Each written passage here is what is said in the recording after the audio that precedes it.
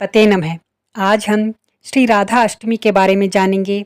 श्री राधा अष्टमी व्रत कब रखना चाहिए और कैसे रखना चाहिए, क्या शुभ मुहूर्त है, क्या पूजा का फल है, क्या विधि है और क्या इसके पीछे का कारण है।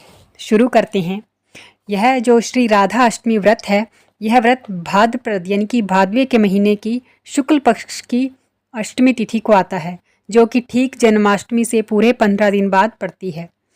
और इसी दिन श्री राधा रानी का प्राकट्य हुआ था। वह किशोरी जी श्री वृषभानु और कीर्ति जी की दत्तक संतान हैं। इस साल यह व्रत 11 सितंबर दिन बुधवार को पड़ रहा है। जो अष्टमी तिथि है वो 10 सितंबर को ही रात्रि में 11:11 से शुरू होकर अगले दिन यानी कि 11 सितंबर को रात्रि 11:46 तक रहेगी। और जो पूजा का इस तरह से जो व्रत की तिथि है, उदय तिथि के अनुसार जो व्रत की तिथि है वो 11 सितंबर ही है। और शुभ समय है जो पूजा का 11 सितंबर को दिन में 11:03 से 1:32 तक बहुत ही शुभ समय रहेगा। इस बीच आप पूजा पाठ कर सकते हैं। इस व्रत को इस दिन विवाहित महिलाएं संतान सुख और अखंड सौभाग्य की प्राप्ति के लिए यह व्रत रखती हैं।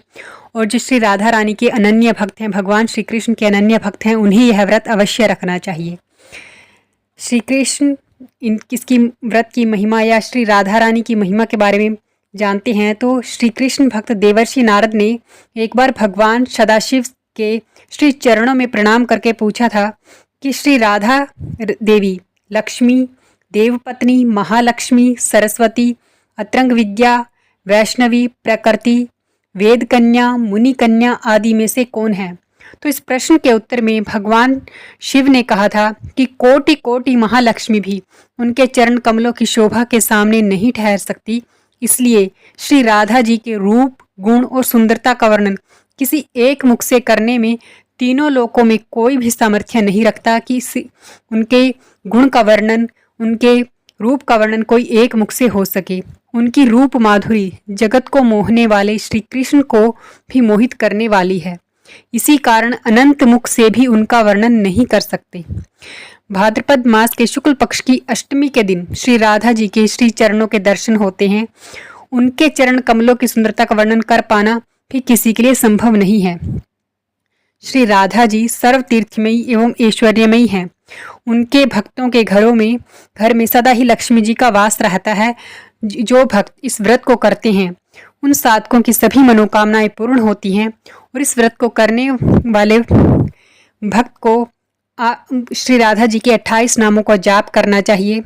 श्री राधा जी की पूजा से भगवान श्री कृष्ण भी प्रसन्न होते हैं और भगवान श्री कृष्ण की पूजा भी अधूरी मानी जाती है श्री राधा जी के पूजा के बिना। तो इस दिन व्रत करने के लिए भक्त को स्नान आदि क्रियाओं से निवृत्त होकर उसके बाद हथेली में जल ग्रहण कर 3 बार आचमन करना चाहिए और मंत्र जपना चाहिए। ओम केशवाय नमः, ओम नारायणे नमः, ओम माधवाय नमः, ओम ऋषिकेशाय नमः।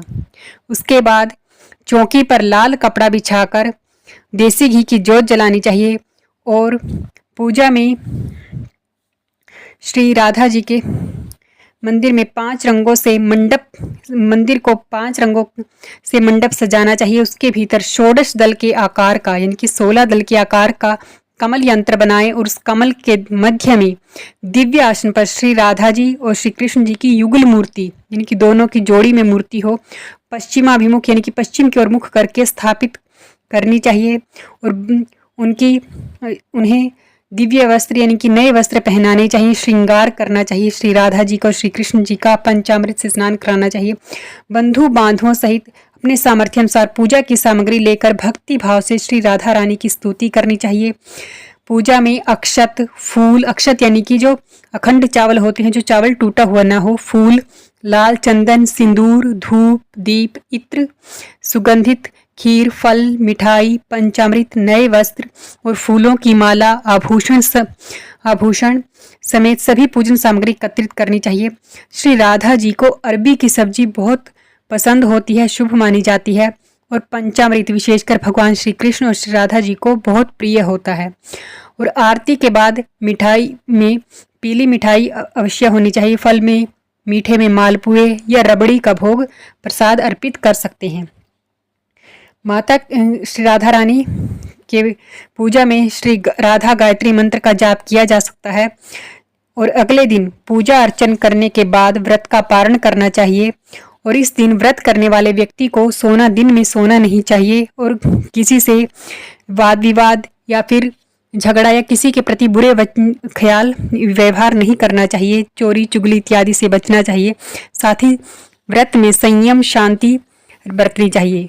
और साथ ही इस व्रत में पूरे दिन में एक बार फलाहार किया जाता है और पूरा दिन श्री राधा रानी के चरणों में अर्पित करना चाहिए। उनके मन में, उनके ध्यान में ही रहना चाहिए। भगवान श्री कृष्ण और राधा जी का नाम जपना चाहिए। किसी भी तरह आप जप सकते हैं, राधे राधे या राधे कृष्ण। इसी दिन भगवान श्री राधा रानी का प्राकट्य हुआ था, जन्मोत्सव है ये। तो इस तरह से ये व्रत करना चाहिए।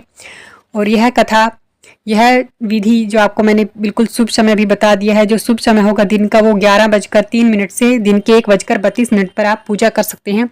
पूजा में लाल चौकी पर लाल कपड़े अवश्य बिछाएं। और मंदिर में भी जाते हैं तो इस दिन मंदिर को भी बहुत अच्छे से सजाया जाता है। श्री राधा रानी के मंदिरों को धूप दीप से आप वहाँ पूजन कीजिए अगर आपके आसपास श्री राधा रानी जी का मंदिर है। और उन्हें नीले वस्त्र विशेषकर चढ़ाए जाते हैं, पहनाए जाते हैं। आप कोई से भी वस्त्र पहना दीजिए, हरे वस्त्र भी और लाल वस्त्र भी पहना सकते हैं। तो यह वीडियो आपको जरा सी भी अच्छी लगी हो तो प्लीज़ चैनल को सब्सक्राइब जरूर कीजिए और ऐसी ही जानकारी के लिए कमेंट भी जरूर कीजिए और वीडियो को लाइक ज़रूर कीजिए। धन्यवाद। जय श्री राम।